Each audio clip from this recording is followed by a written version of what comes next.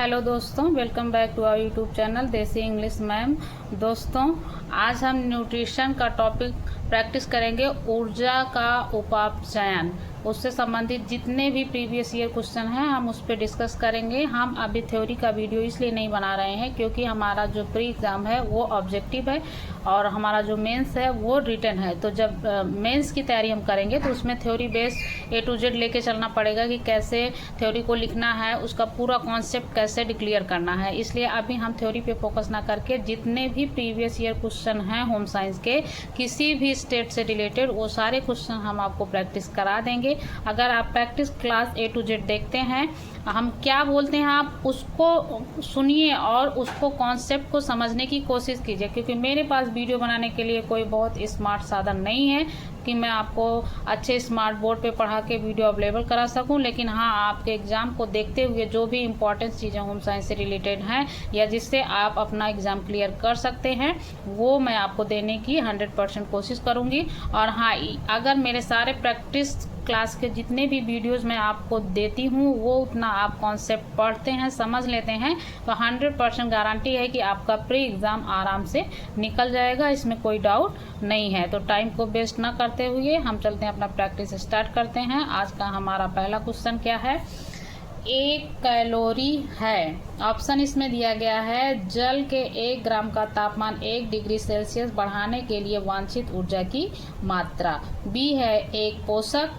सी है ऑप्शन आहार विशेषज्ञ द्वारा एक भोजन विशेष में वसा की मात्रा की व्याख्या करने के लिए आविष्कृत एक बिंदु प्रणाली। डी ऑप्शन है इनमें से कोई नहीं। देखिए, ऑप्शन तो आपको आंसर जो ये हम मध्यवार से प्रैक्टिस कराना है इसलिए आपको क्वेश्चन के साथ आंसर भी दिखेगा, लेकिन हम इसमें ये चीज़ आपको दिखाना चाहते हैं कि कहीं कहीं हो सकता हो मिस प्रिंट हो या फिर जो भी प्रीवियस ईयर एग्ज़ाम है जिस भी स्टेट से रिलेटेड है वहाँ पे वो ऑप्शन गलत माना गया हो, क्योंकि होम साइंस में 1-2 क्वेश्चन हर एग्जाम में एक्सेप्शनल हो ही जाते हैं। तो इसलिए हम आपको डिस्कस कर रहे हैं कि कोई भी डाउट ना रहे। तो इसमें ऑप्शन देखिए, ये DSSB का PGT 2018 का एग्जाम है, इसमें आंसर दिया गया है डी, मतलब इनमें से कोई नहीं। लेकिन न्यूट्रिशन रीना खनूजा की जो बुक है उसमें स्पष्ट लिया गया है कि 1 कैलोरी की मात्रा यानी जल के 1 ग्राम का तापमान 1 डिग्री सेल्सियस बढ़ाने के लिए जितनी वांछित ऊर्जा मात्रा की आवश्यकता होती है वो 1 कैलोरी होती है या 1 कैलोरी के बराबर होती है। तो मेरे अकॉर्डिंग टू और न्यूट्रिशन बुक के according to option number A इसमें करेक्ट है, इसलिए हम ऑप्शन ए को लेके चलेंगे। ठीक, अगर आपको नहीं बिलीव है तो आप न्यूट्रिशन रीना खनूजा की बुक है उसमें न्यूट्रिशन कैलोरी की टॉपिक है, उसमें स्पष्ट ये लाइन आपको हूबहू मिल जाएगी। तो इसलिए मेरे according to option number A सही है। अब अगला हमारा क्वेश्चन है, पुरुषों में स्त्रियों के मुकाबले में BMR ... होता है। ऑप्शन ए कम, ऑप्शन बी एक समान, ऑप्शन सी अधिक, ऑप्शन डी कोई नहीं।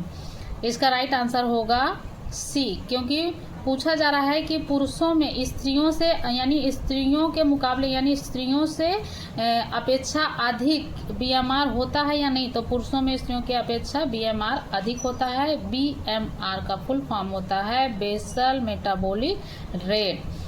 इसके बारे में डिटेल हम मेंस एग्जाम की जब तैयारी करेंगे तो उसमें पढ़ेंगे। अभी हमें सिर्फ ऑब्जेक्टिव क्वेश्चन को लेना है और प्रैक्टिस करना है, क्योंकि हमें जब हम प्री क्लियर कर लेंगे तभी मेंस के बारे में कुछ सोचेंगे। तो हमारा टारगेट है कि आप प्रैक्टिस के थ्रू ही जितना कोशिश हो सके आप कीजिए, और हम गारंटी लेते हैं आप सारे क्वेश्चन अगर प्रैक्टिस कर लेते हैं तो आपका प्री आराम से निकल जाएगा। अब हम चलते हैं अपने नेक्स्ट क्वेश्चन की ओर।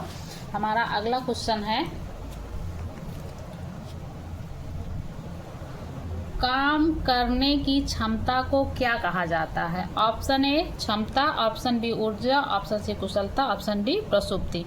देखिए, कभी कभी अगर आपको क्वेश्चन का आंसर नहीं समझ में आता है तो आप जो चारों ऑप्शन दिए गए हैं इन चारों ऑप्शन को हटाना सीखिए। अगर आप हटाना सीख गए तो आप फैक्ट आंसर ऑटोमेटिक लगा लेंगे। जैसे इसमें क्षमता, क्षमता का मतलब आप समझ ही रहे हैं किसी के व्यक्ति के अंदर जो कैपेसिटी होती है, लेकिन उसका ऊर्जा से कोई लेना देना नहीं है। ऑप्शन सी क्या है? कुशलता, कुशलता यानी व्यक्ति के अंदर क्या स्किल है, क्या क्या चीजें उसे आती हैं। ऑप्शन डी प्रसुप्ति का मतलब है कोई भी व्यक्ति सुस्त या आलसी टाइप का है प्रसूति। तो ये तीनों वर्ड का यहाँ पे ऊर्जा से संबंध कुछ भी लेना देना नहीं है, तो इसलिए ऑप्शन क्या बच रहा है? बी बी क्या है, ऊर्जा। और ऊर्जा यानी किसी भी व्यक्ति को कोई भी कार्य करने के लिए हमें ऊर्जा की आवश्यकता होती है। और ऊर्जा मिलती कहाँ से है, हमें भोजन से मिलती है। भोजन में सबसे ज्यादा ऊर्जा हमें किससे मिलती है, कार्बोज से मिलती है। तो ये हमारे क्वेश्चन का राइट आंसर होगा। नेक्स्ट क्वेश्चन हमारा है कि भोजन में ऊर्जा का सबसे संकेंद्रित रूप निम्न में से कौन सा है। Option A carbohydrates, option B वसा, option C proteins, option D vitamins. अब देखिए इसमें भी ऊर्जा से रिलेटेड क्वेश्चन है तो विटामिन्स होगा नहीं। और कार्बोज, प्रोटीन, वसा तीनों से हमें ऊर्जा मिलता है। प्रोटीन कार्बोज दोनों में 4 पॉइंट ऊर्जा हमें कैलोरीज मिलती है और वसा से 9 पॉइंट। तो 9 पॉइंट आप 1 ग्राम वसा लेते हैं तो उससे 9 पॉइंट कैलोरीज मिलती है। यानी अगर कार्बोज के बराबर आप वसा अपने डाइट में लेते हैं तो उसको आप मल्टीप्लाई कर दीजिए तो कितना ज़्यादा हो जाएगा, यानी आपके बॉडी के लिए वो हार्मफुल होगा। प्रोटीन्स भी जो होता है, प्रोटीन्स को टूटने में यानी डाइजेशन होने में टाइम लगता है। लेकिन कार्बोज एक ऐसा भोज्य पदार्थ है जो जैसे हम अपने मुंह में डालते हैं वो स्टार्च के रूप में मुंह से ही पाचन क्रिया उसका आरंभ हो जाता है। इसलिए भोजन में ऊर्जा का सबसे संकेंद्रित रूप किसे माना जाता है, कार्बोहाइड्रेट्स को माना जाता है। अब हम चलते हैं नेक्स्ट क्वेश्चन की ओर। हमारा अगला क्वेश्चन है, ऊर्जा का वह प्रमुख स्रोत निम्न में से कौन सा और जिसे कुल दैनिक भोजन का प्रमुख भाग होना चाहिए। अभी हम जो आपको नेक्स्ट क्वेश्चन में एक्सप्लेन किए उसी से रिलेटेड हूबहू क्वेश्चन है ये, बस ऑप्शन में थोड़ा सा चेंजिंग है। यहाँ पे भी कार्बोहाइड्रेट है, वसा है, प्रोटीन है और खनिज पदार्थ है। तो इसमें पूछा है कि कुल दैनिक भोजन का प्रमुख भाग, यानी एक दिन में आप जो भी भोजन लेते हैं, ग्रहण करते हैं, उसमें सबसे ज़्यादा मात्रा किसका होता है। तो सबसे ज़्यादा उसमें क्या होता है, कार्बोहाइड्रेट का प्रयोग होता है। और उसके बाद नंबर 2 पे प्रोटीन होता है, नंबर 3 पे वसा होता है। क्योंकि वसा जो होती है इसमें कैलोरीज मात्रा ज़्यादा होती है। इसलिए अगर क्वांटिटी देखेंगे आप तो प्रोटीन और कार्बोज की अपेक्षा आप कम क्वांटिटी में लेते हैं तो वो उसकी क्वालिटी जो उसकी न्यूट्रिशन वैल्यू होती है उसके बराबर हो जाती है। तो इसलिए दैनिक भोजन में हमारे सबसे ज़्यादा मात्रा किसकी होती है, कार्बोज की होती है। दूसरे नंबर पे प्रोटीन होता है और तीसरे नंबर पे वसा होता है। इसका राइट आंसर क्या हो जाएगा, कार्बोहाइड्रेट। अब चलते हैं हम अपने अगले क्वेश्चन की ओर। हमारा अगला क्वेश्चन है, ऊर्जा की माप की इकाई क्या है। Option A gram, option B kelvin, option C joule, option D bonds. देखिए ये टीजीटी झारखंड का क्वेश्चन है 2017 का। इसमें भी ऑप्शन गलत माना गया है। इसमें कहा गया ऊर्जा की माप की इकाई क्या है, इसमें ऑप्शन माना है बी यानी केल्विन। जबकि केल्विन जो होता है ताप का एसआई मात्रक होता है और करंट टेम्परेचर के लिए ये प्रयोग होता है, ये फैक्ट है। और ऊर्जा की माप की इकाई क्या होती है, ऊर्जा की मापक इकाई जो होती है वो जूल होती है। तो यहाँ पे भी ऑप्शन बी आपका ये ऑप्शन जो दिया गया गलत है। इसका फैक्ट आंसर जो होगा सी होगा यानी जूल होता है। ठीक, नेक्स्ट क्वेश्चन है हमारा, गतिशील संतुलन से तात्पर्य है। ऑप्शन ए प्रोटीन ऊर्जा अनुपात का, ऑप्शन बी कैल्शियम फास्फोरस अनुपात का, ऑप्शन सी खनिज लवण संतुलन का, ऑप्शन डी उपर्युक्त में से कोई नहीं। तो इसका राइट आंसर क्या होगा, ऑप्शन ए प्रोटीन ऊर्जा अनुपात का, यानी गतिशील संतुलन जो होता है प्रोटीन ऊर्जा अनुपात होता है। ये आपका राइट आंसर है। चलते हैं नेक्स्ट क्वेश्चन पे। अगला क्वेश्चन है कि निम्नलिखित में से किसे ऊर्जा की प्रतिदिन आवश्यकता सबसे अधिक होगी। ऑप्शन ए शिक्षक, option B clerk, option C पत्थर तोड़ने वाला, ऑप्शन डी गृहिणी। देखिए ऊर्जा की प्रतिदिन आवश्यकता सबसे अधिक उसे होगी जो व्यक्ति फिजिकली वर्क सबसे ज़्यादा करता है, क्योंकि जितना ज़्यादा फिजिकल वर्क करेंगे उतना ज़्यादा आपको एनर्जी की आवश्यकता होगी। और यदि आप मेंटली वर्क करते हैं, फिजिकली नहीं करते हैं, तो वहाँ पे ऊर्जा की जगह आपको प्रोटीन की आवश्यकता अधिक होगी। तो शिक्षक क्या है, शिक्षक का शारीरिक वर्क कम होता है जबकि मानसिक वर्क ज़्यादा होता है। क्लर्क का भी शारीरिक वर्क नहीं होता है, मानसिक वर्क होता है। गृहिणी का शारीरिक मानसिक दोनों होता है। लेकिन पत्थर तोड़ने वाला कोई मजदूर होगा या कोई भी व्यक्ति हो सकता है, उसको हम मजदूर की श्रेणी में काउंट करते हैं। तो जो भी मजदूर की श्रेणी में व्यक्ति आता है उसे सबसे ज़्यादा आवश्यकता होती है किसकी, ऊर्जा की। तो ये ऑप्शन आपका सी हो जाएगा, यानी जो भी हार्ड वर्कर होता है उसे एनर्जी की ज़्यादा आवश्यकता होती है और इसमें सबसे ज़्यादा की बात पूछी जा रही है। अब हम चलते हैं नेक्स्ट क्वेश्चन। नेक्स्ट क्वेश्चन है हमारा, खाली कैलोरी से तात्पर्य है। Option A 0 calorie, option B सिर्फ कैलोरी, ऑप्शन सी न्यूनतम कैलोरी, उपरोक्त में से कोई नहीं। देखिए ये GIC 2017 का क्वेश्चन है। क्वेश्चन देख के आपको ऑप्शन लग रहा होगा कि ऑप्शन नंबर ए होना चाहिए, खाली कैलोरी मतलब शून्य कैलोरी। लेकिन यहाँ समझने वाली चीज़ है कि खाली कैलोरी से तात्पर्य सिर्फ कैलोरी, इसमें ऑप्शन दिया गया है और ऑप्शन सही भी है। लेकिन आपको शून्य कैलोरी, खाली कैलोरी, सिर्फ कैलोरी में डिफरेंट क्या है वो हम आपको बताते हैं। देखिए खाली कैलोरी का मतलब यहाँ नहीं है कि मान लीजिए ये कोई चीज़ है और इसमें बहुत सारी चीज़ रखी थी, हमने निकाल दिया तो अब खाली हो गया। खाली हो गया मतलब अब क्या बचा, 0 बचा, तो शून्य हुआ नहीं। यहाँ खाली का मतलब ये नहीं है कि खाली आप कोई चीज़ कर रहे हैं। यहाँ खाली का संबंध है कि जैसे बहुत सारी चीज़ें हैं लेकिन उनमें से जो कैलोरी का तात्पर्य किससे है वो उसके सेंस में ये सिर्फ वर्ड यूज किया गया। यानी खाली कैलोरी से तात्पर्य है सिर्फ कैलोरी, उसमें ना प्रोटीन होना चाहिए ना फैट्स होना चाहिए। ठीक, इसलिए इसका ऑप्शन यहाँ सिर्फ शब्दों का फेर है और कुछ नहीं है। यहाँ इसमें कुछ ना पढ़ने वाली चीज़ है ना कोई फैक्चुअल है, सिर्फ शब्दों का फेर है, शब्दों को समझने की आवश्यकता है। अब हम चलते हैं अपने नेक्स्ट क्वेश्चन की ओर। अगला क्वेश्चन क्या है, पूछ रहा है कि 1 कैलोरी ... जूल के बराबर है। यानी 1 कैलोरी कितने जूल के बराबर होती है, इसमें ऑप्शन दिया गया है 2.184, 3.184, 5.185, 4.184। तो इसका राइट आंसर क्या हो जाएगा, सी हो जाएगा। क्यों हो जाएगा, क्योंकि 1 ग्राम अगर आप कार्बोज लेते हैं तो उससे आपको 4 कैलोरीज प्राप्त होती है। तो यहाँ पे आपको 4 पॉइंट लेके चलना। हमने कहा था ना कहीं कहीं पे आपको 4 पॉइंट एग्जैक्ट मिलेगा, कहीं कहीं 4 पॉइंट कुछ करके रहेगा। तो यहाँ पे 2 जो होता है 1 ग्राम कार्बोज से 2 ग्राम कैलोरीज आपको कभी नहीं मिलेगी। 3 ये भी नहीं मिलेगा, 5 ज़्यादा हो जाएगा और इसका एग्जैक्ट बचा क्या 4.184। ठीक है, तो इसका राइट आंसर सी हो जाएगा। आई होप हम आपको जो एग्जैक्ट आंसर और डिस्कस कर रहे हैं वो आपको समझ में आ रहा होगा और आपके डाउट्स भी क्लियर हो रहे होंगे। अब हम चलते हैं अपने नेक्स्ट क्वेश्चन की ओर। हमारा नेक्स्ट क्वेश्चन है, अब हम नेट का क्वेश्चन नहीं ले रहे हैं क्योंकि हमें अभी नेट को टारगेट नहीं करना है, हमें बस ये टारगेट करना है कैसे भी LT ग्रेड का प्री एग्ज़ाम हमारा निकल जाना चाहिए। अब हमारा अगला क्वेश्चन है तो नेट का लेकिन ऑब्जेक्टिव है इसलिए हम इसको ले रहे हैं।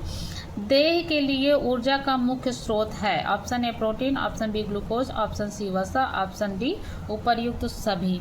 देखिए ऊर्जा तो हमें तीनों चीज से प्राप्त होती है, लेकिन इसमें पूछ रहा है कि देह मतलब शरीर के लिए ऊर्जा का मुख्य स्रोत क्या है। तो यहाँ वर्ड आ गया मुख्य आ गया, इसलिए यहाँ पे ऑप्शन नंबर क्या होगा आपका, बी होगा। क्योंकि ग्लूकोज एक ऐसा पदार्थ है जिसको लेने से हमें तुरंत एनर्जी मिलती है।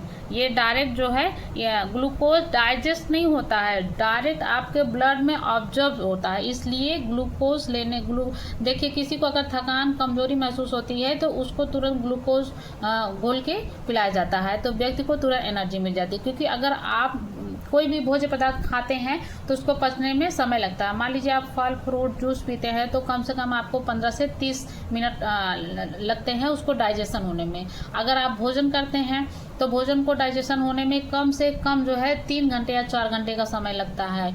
तो इसलिए ग्लूकोज जो होता है वो हमारे बॉडी में जाके पचता नहीं है, डायरेक्ट जो होता है कि अवशोषित हो जाता है, तो ब्लड के थ्रू वो बॉडी में जाता है और पूरे बॉडी को एनर्जी मिल जाती है। इसलिए शरीर के लिए मुख्य स्रोत जो मुख्य ऊर्जा की बात होगी तो वहाँ पे हमेशा ग्लूकोज होगा। अगर ग्लूकोज वर्ड नहीं है शब्द वहाँ कार्बोज दिया गया है तो आप कार्बोज को टिक करेंगे। ठीक, अब चलते हैं हम अपने नेक्स्ट क्वेश्चन की ओर। हमारा अगला क्वेश्चन है, विरामावस्था में शरीर द्वारा वांछित ऊर्जा की मात्रा है। ऑप्शन ए आधारभूत उपापचय, option B calorie, option C joule, option D calorimetry. इसमें पूछ रहा है कि जब कोई व्यक्ति रेस्ट कर रहा हो, आराम कर रहा हो तो उस समय वांछित ऊर्जा की मात्रा क्या होती है। उस समय जो ऊर्जा की वांछित मात्रा होती है वो होती है आधारभूत उपापचय, क्योंकि पूर्ण शारीरिक एवं मानसिक विश्राम की स्थिति में एक व्यक्ति के शरीर में अनैच्छिक क्रियाओं को तथा शरीर ताप के नियमन में जितनी मात्रा में ऊर्जा की आवश्यकता होती है उसे आधारीय चयापचय का उपापचय बेसल मेटाबॉलिज्म कहते हैं।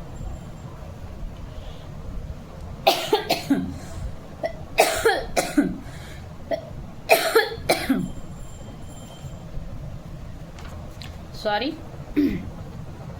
अब चलते हैं हम अपने नेक्स्ट क्वेश्चन की ओर। अब हमारा अगला क्वेश्चन है, ये भी है टीजीटी 2019 का।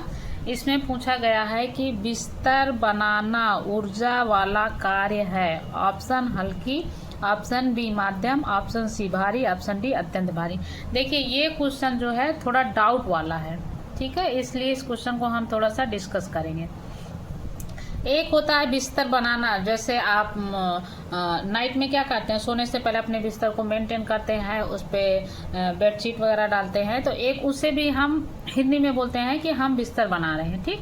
लेकिन यहाँ पे कंफ्यूजन क्या हुआ कि हिंदी वर्जन तो दिया बिस्तर बनाना, लेकिन उसका इंग्लिश वर्जन दे दिया बेड मेकर, यानी बिस्तर बिछाने वाला बनाना नहीं। यहाँ पे बिस्तर बनाने का मतलब हुआ कि चारपाई या बेड बनाना, ठीक। देखिए यहाँ शब्द को समझिए क्या कह रहा है। तो यहाँ पे बहुत सारे बच्चों का ये क्वेश्चन गलत हो गया था 2019 में टीजीटी में। क्यों गलत हुआ था? क्योंकि जो बच्चे हिंदी वर्जन को लेकर ऑप्शन टिक किए थे उन्होंने इसको मध्यम मान के टिक किया था, लेकिन जिस स्टूडेंट ने इंग्लिश वर्जन को ऑप्शन दे के टिक किया था उन्होंने इसको भारी हैवी वर्क मान के किया था। तो जिन्होंने इंग्लिश वर्जन को देखते हुए हैवी वर्क पे टिक किया था उनका ऑप्शन राइट माना गया था। तो दोस्तों आप लोग हिंदी के साथ साथ इंग्लिश वर्ड को भी थोड़ा थोड़ा जो है, जिनको इंग्लिश जिनका वीक है या नहीं आता है, थोड़ा थोड़ा कोशिश करेंगे कि इंग्लिश वर्ड जैसे प्रीवियस ईयर क्वेश्चन पेपर में आपको मिलते हैं तो उसको भी देखते चलिएगा, क्योंकि कभी कभी क्या होता है हिंदी वर्ड में कंफ्यूजन हो जाता है और इंग्लिश वर्ड जो होता है फैक्ट होता है, उसमें कभी आपको कोई डाउट नहीं होगा। तो अगर हिंदी वर्ड से आपको डाउट लगे, ऑप्शन नहीं समझ में आए, तो आप तुरंत इंग्लिश को एक बार पढ़ लीजिएगा, ठीक। यहाँ बिस्तर बनाना बेड मेकर, यानी आप जैसे आप लकड़ी की चारपाई बनती है, आजकल बेड बनते हैं, तो जो बेड बनाने वाला व्यक्ति होता है, एक प्रकार से बेड बनाने वाला जो व्यक्ति होगा उसके लिए पूछा गया है कि ऊर्जा वाला कार्य क्या है, यानी हल्का कार्य है, मध्यम कार्य है या भारी कार्य है, अत्यंत भारी है। तो अत्यंत भारी यहाँ पे नहीं होगा, मध्यम भी नहीं होगा, हल्की भी नहीं होगी। क्या है, बेड मेकर जो होता है उसके लिए क्या है, ये एक भारी कार्य होगा, ठीक। तो इसका ऑप्शन नंबर सी सही है। अब चलते हैं हम अपने नेक्स्ट क्वेश्चन की ओर। हमारा अगला क्वेश्चन है कि किसी व्यक्ति का बॉडी मास इंडेक्स दर्शाता है कि वह ऑप्शन ए बीमार है, ऑप्शन बी मोटा है, ऑप्शन सी कुपोषित है, ऑप्शन डी उसकी लंबाई व वजन सही अनुपात में है। तो इसके पहले अभी इसी से रिलेटेड क्वेश्चन आपको BMR का मिला था, उसका फुल फॉर्म भी हमने आपको बताया था, उसी से रिलेटेड ये भी क्वेश्चन है। तो बॉडी मास इंडेक्स क्या दर्शाता है कि उसकी लंबाई व वजन सही अनुपात में है या नहीं। अगर व्यक्ति की लंबाई और उसका वजन उसी अनुपात में है तो यानी उसका बॉडी मास इंडेक्स सही है, ठीक है। अब चलते हैं हम नेक्स्ट क्वेश्चन की ओर। हमारा नेक्स्ट क्वेश्चन है, दहन की ऊष्मा एक साधन से नापी जाती है जो कहलाती है, option A bomb calorimeter, B spectrophotometer, C PS meter, D lactometer. तो दहन की ऊष्मा का एक साधन जो नापा जाता है जिससे, उसे कहा जाता है बॉम्ब कैलोरीमीटर। ये एक यंत्र का नाम है जो दहन की ऊष्मा यानी ऊर्जा, जो कोई भी चीज जब कार्बोज आप लेते हैं तो वो क्या होता है, ऊष्मा के रूप में जलता है, फिर आपको एनर्जी देता है, उसमें कन्वर्ट होता है। तो उसी को मापने का जो यंत्र होता है उसी का नाम है बॉम्ब कैलोरीमीटर। इसमें कुछ डिस्कस करने वाली चीज नहीं है, ये फैक्ट है, इसको आपको याद करना है, आप याद कर लीजिएगा, ठीक। अब चलते हैं हम अपने नेक्स्ट क्वेश्चन की ओर। हमारा अगला क्वेश्चन है,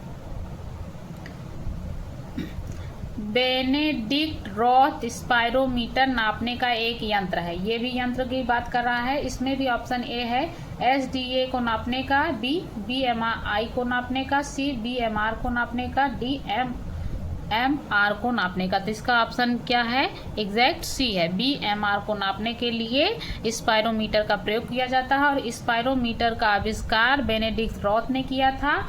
ये एक प्रकार की अप्रत्यक्ष प्रणाली है। तो ये स्पायरोमीटर से हम श्वसन दर को भी नापते हैं और BMR को भी नापते हैं। तो इससे आप के कई क्वेश्चन बन रहे हैं कि स्पायरोमीटर का आविष्कार किसने किया था? बेनेडिक्ट रॉथ ने किया था। स्पायरोमीटर से हम किसको नापते हैं? श्वसन दर को भी नापते हैं और BM नापने का एक यंत्र है जो BMR को भी नापता है। तो इससे कई क्वेश्चन आपके बन रहे हैं, इसको आप अच्छे से याद कर लीजिए। नहीं भी याद कीजिएगा तो वीडियो को एक दो बार आप सुन भी लेते हैं तो आपको ये सारे क्वेश्चन डाउट आपके क्लियर हो जाएंगे। अब हमारा नेक्स्ट क्वेश्चन है, calorie is a unit of, calorie इकाई है किसकी? BMR BMI heat temperature. तो कैलोरी इकाई है किसकी? ऑप्शन इसमें C हो जाएगा, गर्माहट यानी हीट की जो होती है, कैलोरी जो यूनिट ऑफ हीट। ओके, ये भी फैक्ट है, इसको आप याद कर लीजिए। नेक्स्ट क्वेश्चन है हमारा, ऊर्जा का मूल स्रोत है। ऑप्शन ए सौर ऊर्जा, ऑप्शन बी कोयला, ऑप्शन सी गोबर और ऑप्शन डी पेट्रोल। तो ऊर्जा का मूल स्रोत हमारा क्या है? सौर ऊर्जा है जो सूर्य के प्रकाश से बनता है। अब चलते हैं हम नेक्स्ट क्वेश्चन की ओर। हमारा नेक्स्ट क्वेश्चन है, पुष्टिकर पदार्थ क्या है? ऑप्शन ए ऊर्जा की आपूर्ति नहीं करते हैं, ऑप्शन बी बनाते और मरम्मत नहीं करते, ऑप्शन सी शरीर की प्रक्रियाओं को नियंत्रित नहीं करते, ऑप्शन डी BMR नियंत्रित नहीं करते। पुष्टिकर पदार्थ यहाँ पे ऑप्शन नंबर आपका हो जाएगा ए, ऊर्जा की आपूर्ति नहीं करते हैं। क्योंकि पुष्टिकर पदार्थ का मतलब यहाँ ये हुआ जो आपके विटामिन्स और खनिज होते हैं, ये मिनरल्स और आपके विटामिन्स जो होते हैं ये खाने में तो महत्वपूर्ण है, ये हमारी बॉडी को प्रोटेक्ट करते हैं, लेकिन ये हमारे शरीर को ऊर्जा का कोई भी कार्य नहीं करते हैं। पुष्टिकर पदार्थ का मतलब होता है ऊर्जा देना। प्रोटीन जो होती है वो भी ऊर्जा देती है। प्रोटीन का कार्य होता है शरीर में टूट फूट चीज़ों की मरम्मत करना, और कार्बोज का कार्य होता है शरीर को ऊर्जा प्रदान करना। लेकिन विटामिन और मिनरल्स जो होते हैं वो हमारे बॉडी को प्रोटेक्ट करते हैं, किसी प्रकार की ऊर्जा नहीं देते हैं। इसलिए इसमें पूछा गया पुष्टिकर पदार्थ क्या है? ऊर्जा की आपूर्ति नहीं करते हैं। इसका ए ऑप्शन राइट हो जाएगा। ठीक, अब हम चलते हैं नेक्स्ट क्वेश्चन की ओर। अब हमारा अगला क्वेश्चन है, खाद्य ऊर्जा की क्रांतिक क्रिटिकल इकाई दिखाई जाती है ऐसे। ऑप्शन ए 1:2 गुणे BMR, ऑप्शन बी 1:4 गुणे BMR, ऑप्शन सी 1:2 गुणे BMI और ऑप्शन डी 1:4 BMI। ये फैक्ट क्वेश्चन है, इसमें आपको कुछ डिस्कस नहीं करना है, आपको फैक्ट है याद करना पड़ेगा। तो यहाँ पे खाद्य ऊर्जा की जो क्रिटिकल इकाई होती है वो होती है 1:4 गुणे BMI।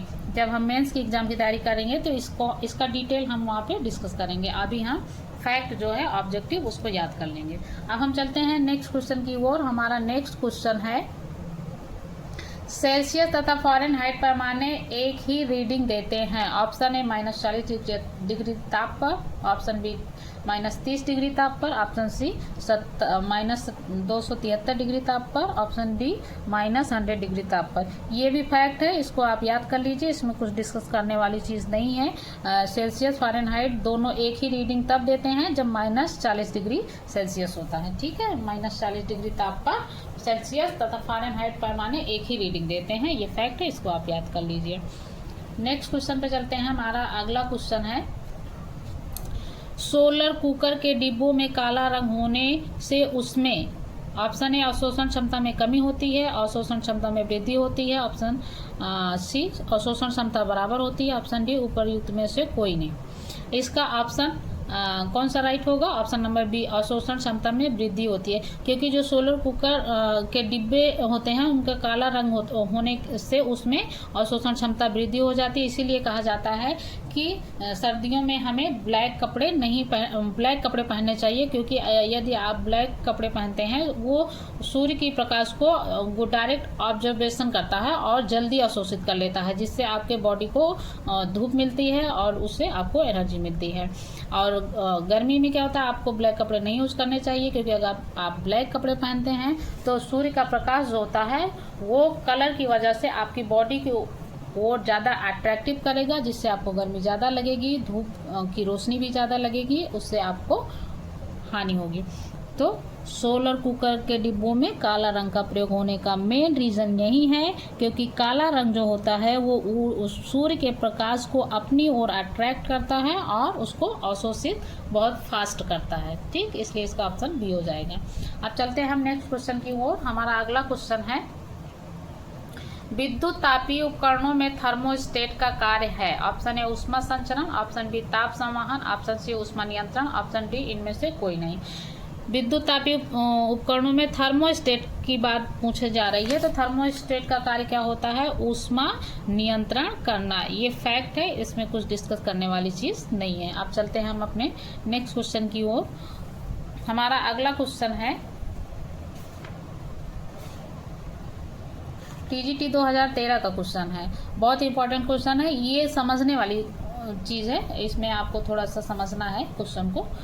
इसमें पूछा गया है कि एक स्नैक जो देता है 12 ग्राम कार्बोहाइड्रेट एवं 3 ग्राम वसा, वह शरीर को कितनी कैलोरीज देगा। देखिए, प्रोटीन जो होता है आपको 1 ग्राम प्रोटीन से 4 कैलोरी प्राप्त होती है, और 1 ग्राम कार्बोहाइड्रेट से 4.1 या 2 कहीं कहीं दिया रहता है, लेकिन आप 4 पॉइंट लेकर चलिए कि 1 ग्राम कार्बोट से 4 पॉइंट मिलता है। तो अब इसमें पूछ रहा है कि 12 ग्राम कार्बोट है। अब 1 ग्राम से अगर 4 कैलोरी प्राप्त हो रही है तो 12 ग्राम से कितना कैलोरीज प्राप्त होगी, 12 को 4 से मल्टीप्लाई कर दीजिए। उसके बाद क्या है, 3 ग्राम वसा है, 1 ग्राम वसा से 9 पॉइंट कैलोरी आपको मिल रही है, तो 9 पॉइंट को आप 3 से मल्टीप्लाई कर दीजिए, टोटल जो आंसर आएगा वो आपका राइट आंसर होगा। ये क्वेश्चन बहुत ही बेस्ट है, इसको आप अच्छे से समझ लीजिए कि 1 ग्राम कार्बोज से 4 पॉइंट कैलोरीज हमको मिलती है। ठीक, तो यहाँ कार्बोहाइड्रेट की बात हुई है, 12 ग्राम कार्बोहाइड्रेट, तो 12 को आप गुणा कर दीजिएगा 4 से। उसके बाद कह रहा है कि 3 ग्राम वसा, तो 1 ग्राम अगर आप वसा खाने में प्रयोग करते हैं तो उससे 9 पॉइंट कैलोरीज आपको मिलती हैं। तो 9 को मल्टीप्लाई कर दीजिएगा 3 से, आप दोनों को मल्टीप्लाई करने के बाद टोटल कर दीजिए, तो इसका आंसर आपका क्या आ जाएगा, ऑप्शन नंबर सी, यानी 75 किलो कैलोरीज होगा। इसको आप करके भी देख सकते हैं, करने का तरीका हम आपको बता दिए हैं, आप एक बार प्रैक्टिस कीजिए। अगर आपका ऑप्शन इससे मैच करता है तो समझ लीजिए आपको प्रोटीन, कार्बोज और वसा 1 ग्राम में कितने कैलोरीज होते हैं ऑटोमेटिकली आपको याद हो जाएगा, याद करने की भी आपको ज़रूरत नहीं पड़ेगी। ठीक, अब चलते हैं नेक्स्ट क्वेश्चन की ओर। हमारा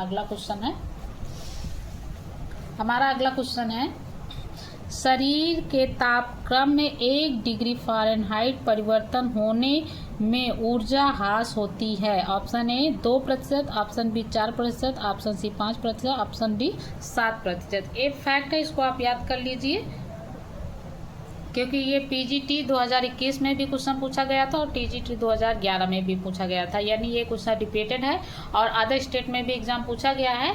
हमें ईयर तो नहीं याद है, लेकिन हाँ ये क्वेश्चन बहुत बार रिपीटेड हुआ है, तो इसको आप याद कर लीजिएगा कि शरीर के तापक्रम में 1 डिग्री फ़ारेनहाइट परिवर्तन होता है तो ऊर्जा ह्रास कितनी होती है, 7% होती है। अगर 1 डिग्री फ़ारेनहाइट की जगह 2 हो जाएगा तो आप 7 को मल्टीप्लाई कर दीजिएगा तो 14% हो जाएगा। अगर यहाँ पे अगर कितने डिग्री फ़ारेनहाइट की बात पूछ रहा है, उसी को आप 7 से मल्टीप्लाई करते चले जाइएगा, जितना आपका आंसर आता है वो आपका ऑप्शन सही होगा। तो ये भी समझने वाली चीज़ है कि अगर 1 डिग्री फ़ारेनहाइट परिवर्तन होने पे 7% ऊर्जा का ह्रास हो रहा है, तो यहाँ पे 2 होगा तो उसका दूना हो जाएगा, 3 होगा तो उसका 3 गुना बढ़ जाएगा, 4 होगा, 4 डिग्री फ़ारेनहाइट परिवर्तन होगा तो उसका 4 गुना हो जाएगा, यानी 7 का 4 से मल्टीप्लाई कर दीजिएगा, जो आंसर आएगा वो आपका फैक्ट आंसर होगा। तो ये तो एक एग्जाम्पल है कि ये क्वेश्चन कई बार रिपीटेड हुआ है, लेकिन कभी कभी क्या होता है कि एग्जामिनर क्वेश्चन को हार्ड बनाने के लिए ऑप्शन को चेंज कर देते हैं। मान लीजिए यहाँ 1 डिग्री की जगह पे 2 डिग्री कर सकते हैं। तो अगर आप क्वेश्चन जो फैक्चुअल कुछ होते हैं उसको आप समझ के चलते हैं, तो उस अगर एग्जामिनर क्वेश्चन को घुमाता भी है तो आप उसको आसानी से उसका ऑप्शन फाइंड आउट कर सकते हैं। तो आप कल का हमारा टॉपिक रहेगा भोजन के द्वारा होने वाले रोग एवं उपचार, क्योंकि हम एक एक टॉपिक को लेकर चलेंगे ताकि सारे उस टॉपिक से रिलेटेड जितने भी प्रीवियस ईयर क्वेश्चन है वो भी सॉल्व हो जाएंगे और जो भी कॉन्सेप्ट है या कंफ्यूजन है वो भी क्लियर हो जाएगा। ठीक है, तो आज के लिए बस इतना ही। कल मिलते हैं नेक्स्ट वीडियो में नेक्स्ट एनर्जी के साथ। तब तक के लिए bye bye, take care, thanks for watching my video. Please like, share and subscribe. और कोई डाउट है तो आप कमेंट करके पूछ सकते हैं। Thanks for watching my video.